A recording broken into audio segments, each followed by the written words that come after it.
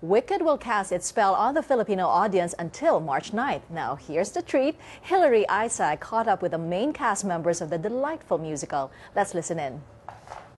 Wicked, the Broadway musical, the untold story of the two witches of Oz. Now, as the subtitle suggests, this is the untold story of two girls, their unlikely friendship, and how they later on become the Wicked Witch of the West and Glinda the Good. Now, this is an amazing retelling of all the things that happened before Dorothy even came into Oz.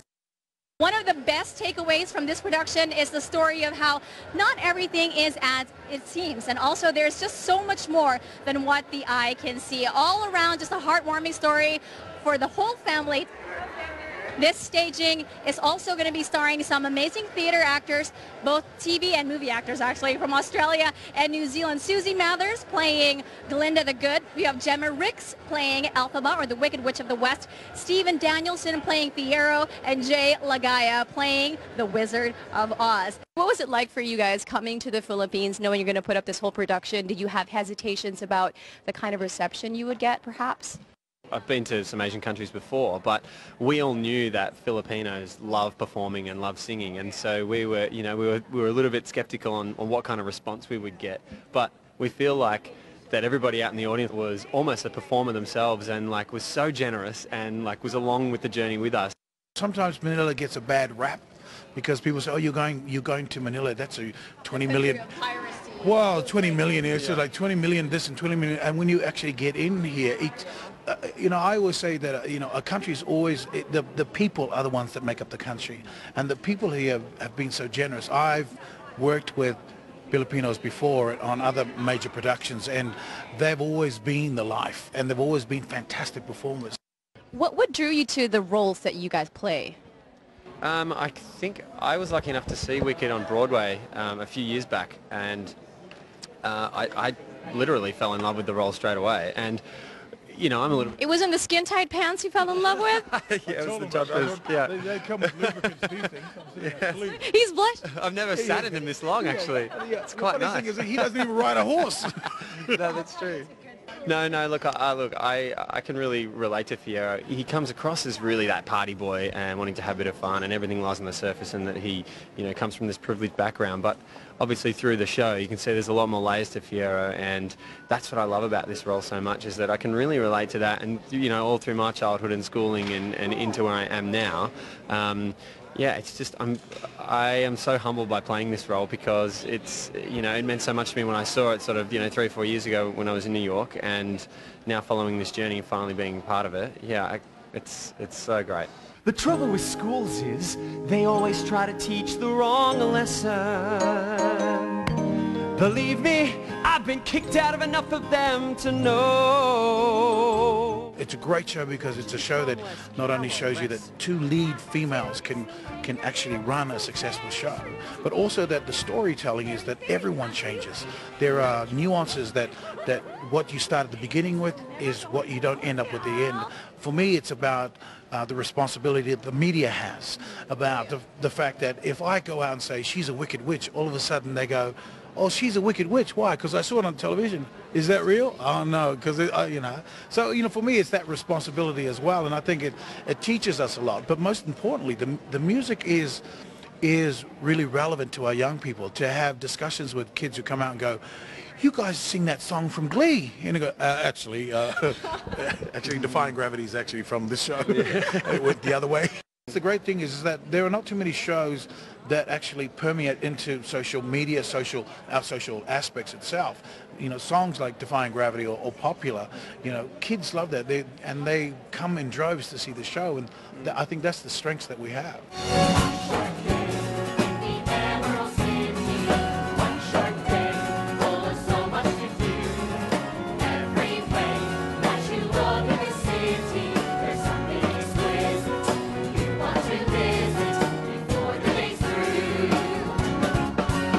just off the top of your head, when you heard you were coming to the Philippines to do this, what was going through your mind? Oh, exciting. You know, you get to travel and work and get to live in these awesome places. So yeah, absolutely excited to be here. And for us, you know, we're both vocalists, and you guys love your singing. Yeah. Our dressers sing backstage, and the people that tidy up that do our the hotel staff, they sing while they're outside. Like, yeah, we think it's incredible. Really, really good. Yeah. So it's like, yeah, it's pretty They're awesome. amazing. So yeah, we love it here. Dream role, and then now you're playing these roles. Like, what? I mean, this sends in a lesson of inspiration and faith for other, I guess, young girls who want to reach some dreams. But what was the process like for you from when you first realized you wanted to do this to today? You're doing this today. Look, for me, it was kind of an odd path. I didn't decide to do this until I was in my late teens. I actually was studying law commerce at uni first. Yeah, it's a big change. Yeah, but you know, I fell in love with. I've always been a singer. Yeah. But yeah. But singing lawyer. So look, I've always been a singer, but the dream of making a career out of music theatre, it was just this dream. And so I worked hard. I went to drama school. I started out in the ensemble of Wicked first in 2008, and have kind of just worked myself up to this point. So yeah, it's been an incredible journey. Yeah, and I was the same. Like, I've always been a singer, but never thought I would do it as a career. And so I did a beauty therapy apprenticeship. So I did that for 4 years. And while I was doing that, I was doing amateur theatre productions and singing in a band and all that kind of stuff. But didn't really feed the soul working full time and then having to do part-time singing. So I just started to audition for things, and then I just sort of had a lot of yeses from it. So yeah, now I'm professionally working and in this magical show. So can't complain. Make my life and make my way, but for today we'll wander and enjoy. What sets your experience here in the Philippines unique and different from all the other places you've been, that you've acted on or worked at? It was absolutely incredible. Manila is actually my last season with the show. I'm leaving the show after this. So this season is very, very special for me. And I'm really looking forward to, you know, having a wonderful time here. Last night was incredible. I want to remember this moment always. Nobody's staring. Nobody's pointing. For the first time, I'm somewhere where I belong. You look positively emerald. To have that energy and feel was just, it literally just blew us away. Yeah. I did Defying Gravity at the end of it. The curtain comes down and like it's like a wave. It just hits you and everyone was just going bananas, and I had the biggest smile on my face. So yeah, so I think we're going to have a lot of fun. We're just two friends, two good friends, two best friends. Sharing one wonderful one shore. The wizard will see you now! I consider myself really lucky this morning because I get to sit down and interview a 3-time Academy Awardee, a 4-time Grammy Awardee, and a 4-time Drama Desk Awardee, composer and lyricist of Wicked, Mr. Stephen Schwartz. Good morning. Good morning. Nice to see you. Thanks. Nice to see you. Thank you. First of all, did you expect this kind of warm reception of Wicked here in the Philippines, coming here? Well, you never know.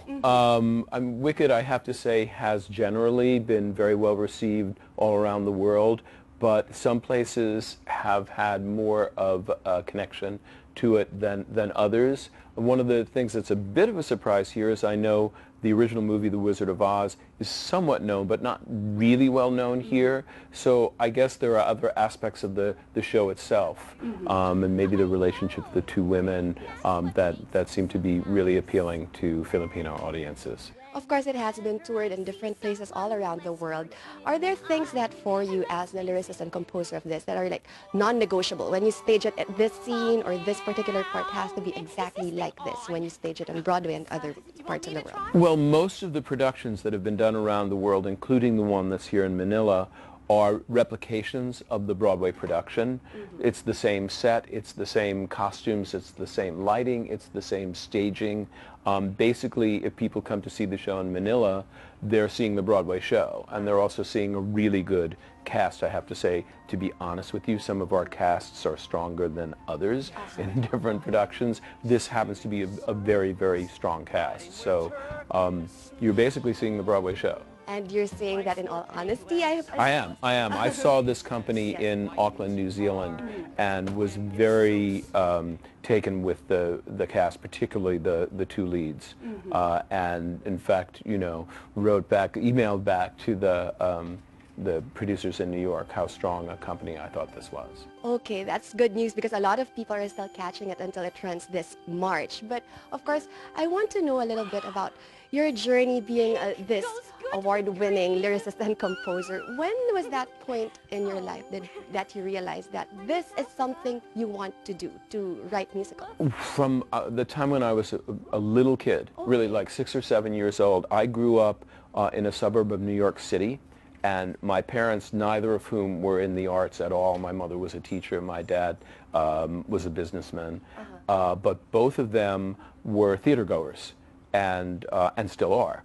And so when I was a kid, they would take me to see some musicals in New York, and more or less immediately upon seeing the first one that I ever saw, I just fell in love with musical theater, and that's what I wanted to be part of if I could. Okay, but like, you know, musical theater, people would actually just go to write simple songs or go mainstream and write an album, but you stuck with musical theater. What is it about it that made you really fall in love with it and stay with it throughout all these years?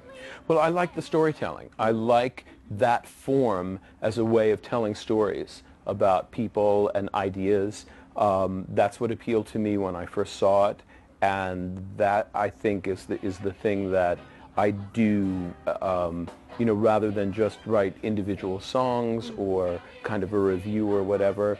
Usually I'm attracted to stories, and how can you tell that story using songs, either for theater or now for movies as well. And the thing that is very unlikely is that Wicked centers on two young women, and to have like a man write something like this, how was that experience for you? Well, to be honest with you, one of the reasons that I asked Winnie Holtzman to be the book writer, to write the dialogue, and to collaborate with me on the story was exactly that. I knew Winnie for many reasons, but partly as the creator of a television series called My So-Called Life, which was about a young woman, about the age that the characters are in Wicked. And I thought that was a wonderful series, and I thought she was one of the people who understood how to write for women better than many, and the fact that obviously she's a woman herself, that she has a daughter who's about the age of the characters in Wicked, that was very helpful. And then the song process, that's all collaboration with her, or were there songs that are purely yours? Well, I write the music and lyrics, she writes the dialogue, but everything is collaborative in that we talk it over. She'll show me what she's written, I'll play her what I've written, we'll go back and forth a little bit. So basically the whole show becomes a collaboration, even though we're more officially responsible for our own departments. You did mention that, of course, Wicked is based on this novel, and that's where you got this story. How do you usually stumble upon these stories that you want to make a musical out of? It can happen in any number of ways. Somebody can call me with an idea. I can come across a news item. In the case of Wicked, I was actually on a vacation in Hawaii, and I was on a snorkeling trip with a friend of mine who's a folk singer named Holly Neer. And she just happened to say randomly in conversation on the boat that she was reading this book that she was enjoying called Wicked. And she said it's basically the Oz story from the Wicked Witch's point of view. And immediately I thought, that's just a great idea. And it feels so right for me. So it just can happen in a flash like that. Going around here in the Philippines, you did mention you went to Tagaytay. Is there anything here that would interest you to write a story about? I don't know yet. Let's see. I don't think I'll write a story about a volcano, but I certainly enjoyed it was really beautiful and a good hike. So got some exercise too. Would you give any kinds of tips to aspiring composers out there, because right now like the theater scene here locally is burgeoning, and I'm sure a lot of people would love to take a look at a peek into your mind and know how they could go about a writing process. Well, I think, yes, I would give two tips, frankly. One is to learn a lot about musical theater, other musicals, and which ones they like and don't like, so they can sort of understand the structure. And secondly, to do exactly what you were suggesting in earlier questions, which is what interests you? What's a story that you would like to tell that suggests music to you? And think about how to tell that story within the structures of musical theater that appeal to you. Okay, and you heard it right from the best. Exactly. Thank you so much, Mr. Thank Schwartz. you.